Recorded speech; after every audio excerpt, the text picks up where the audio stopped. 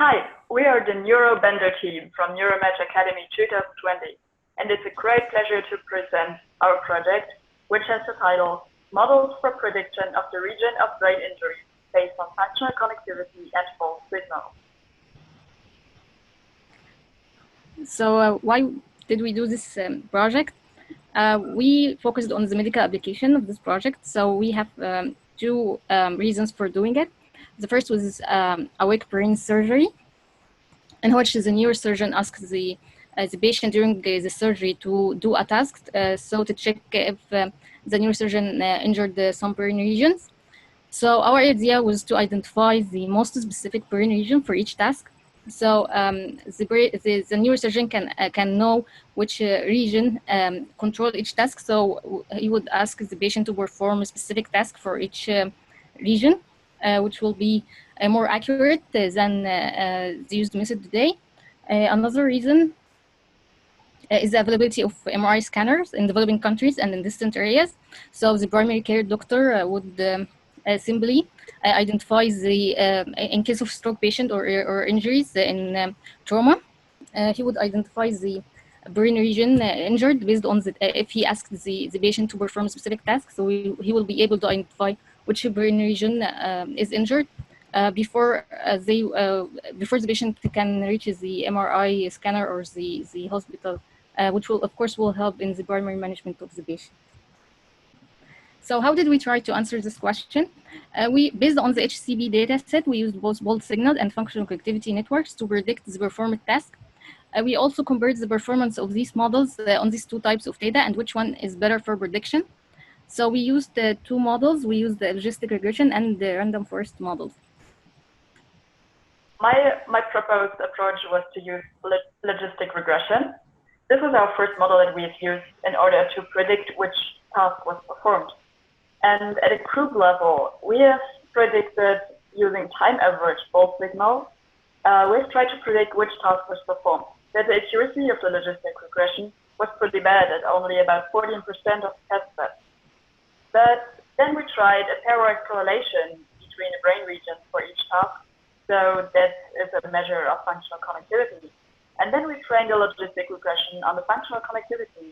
And it was able to distinguish between the tasks with an accuracy of over 95%, which is quite cool. So we wanted to know which ways or which connections were the most important for the logistic regression to distinguish between the tasks.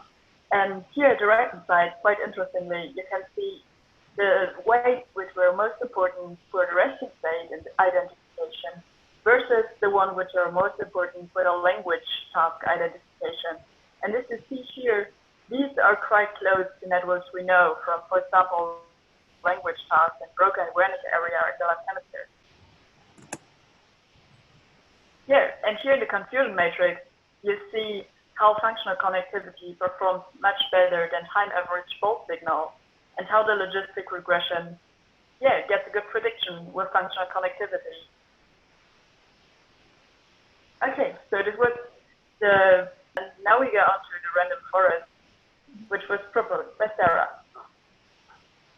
Okay. So the second model we used was random forest. I used this model because it can rank the predictor based on their contribution for the prediction model. So we may be able to determine the dominant networks, either inhibitory or stimulatory. After I applied the model, it gives same results as the logistic regression, but of course with less accuracy. So the random forest didn't perform well on time average bold signal, and the accuracy on cross-validated test set was only 9%, and it considered all the tasks to be emotional.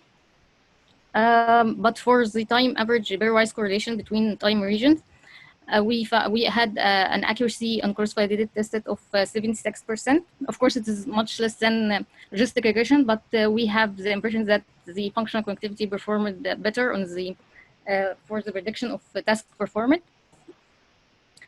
And here's the confusion matrix for bold signaling and functional connectivity, and it performed better, while here it only considered all the tasks to be emotional.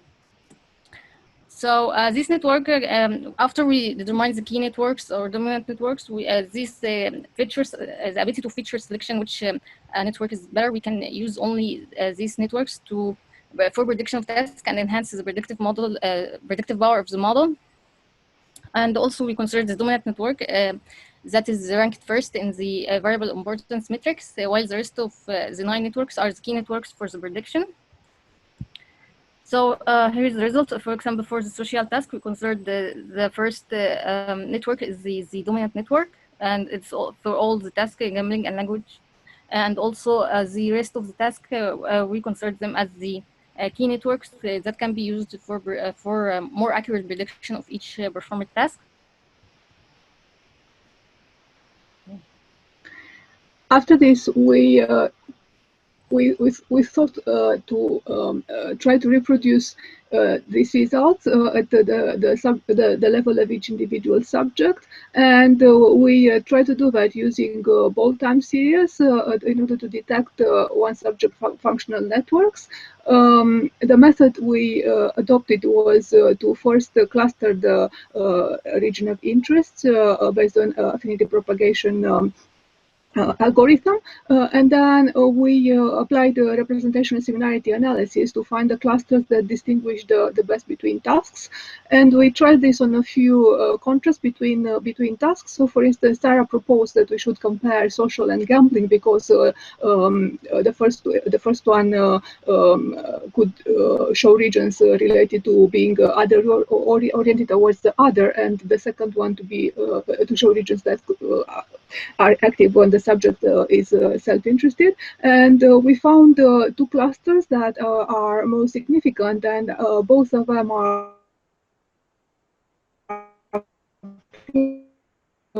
has known to be activated in social tasks before. Then we try to compare the tasks that involve the association component to all the other tasks, and the most significant cluster included parts of the orbitofrontal cortex and the medial prefrontal cortex. And then we try to see if we could reproduce at the level of just one subject the same network that Charlotte discovered for the language task, and we did get regions in the left, well close to the post-operculum insula, and in the right, the sensory motor and premotor areas, which we thought looked close to the regions that were visualized on her graph. So we have some possible future works, like use similar methods to identify networks whose activity maximally distinguish between conditions of the same task. It will give us better controlled comparisons, like sanity checks. Also, we can identify functional networks in individual subjects and make comparisons between group of subjects. Also, we can diagnose potential areas of brain damage using behavior. So I will talk now about our experience in Neuromatch Academy Summer School. So, okay, I will start with myself. I'm Hussam Ismail. I almost grad from biophysics program. I was interested in neuroscience and biophysics and programming, but I started with these things. Python skilled was around a 4 from 10. I was this parameters indicated how my interest was. It wasn't so much. It wasn't magnificent, but yeah, here we are. I had developed my mindset so much. I had developed my intuition, my programming skills, how I deal with programming. So the experience was very much an addition to myself. So I hope to go further. So for me, it was an enormous pleasure to join Neurobenders Academy and this team. And I've learned so much about new methods, and it was so nice to have everything explained in detail.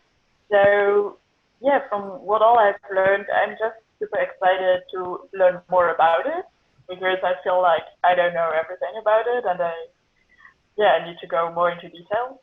And yeah, I would love to apply some of these methods in my own project, and I think this is a really valuable contribution to my future work also. So thank you so much.